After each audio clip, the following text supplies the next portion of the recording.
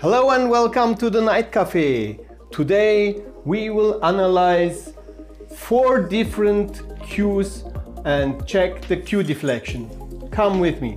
Last week we had our first Night Café tournament and I was the tournament manager. But as one player couldn't play, I played instead of him. I didn't have my cue with me, I started playing with a house cue, but I was not able to adjust the hit thickness. Does the cue have so big effect? Today I will analyze the cue deflection of my cues and maybe I can find the root cause for my problem at the day. These are the candidates. The Predator P3 with the Revo ultra low deflection shaft is my current cue. It is said that the cue ball deflection is minimized with the carbon shaft. The next is my Adam wooden shaft cue. I bought it when I started playing 3 cushion 5 years ago. This is my former pool cue. It is a Mezz with the famous WD700 shaft, which I bought in 2007.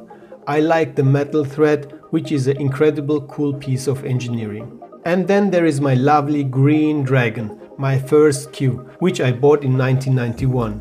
It is still working, but the tip should be changed.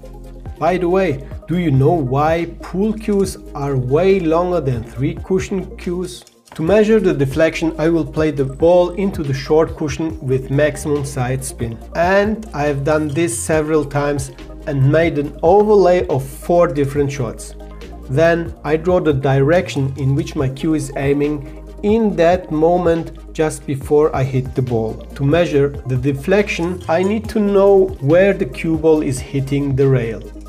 To make a correction for small angle deviation, I draw also the cue ball path line and shift it parallel to the left cushion. Finally, I have the small arrow indicating the deflection on the right side. And now let's do this for the other cues.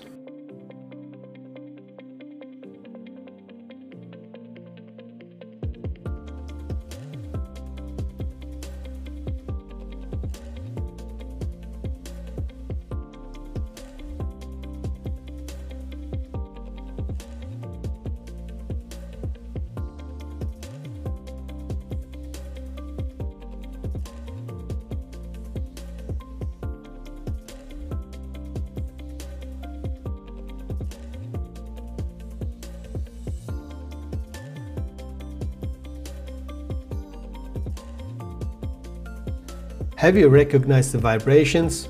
Look to these vibrations, isn't it fun? The pool cues are really fighting against the heavy carambole balls.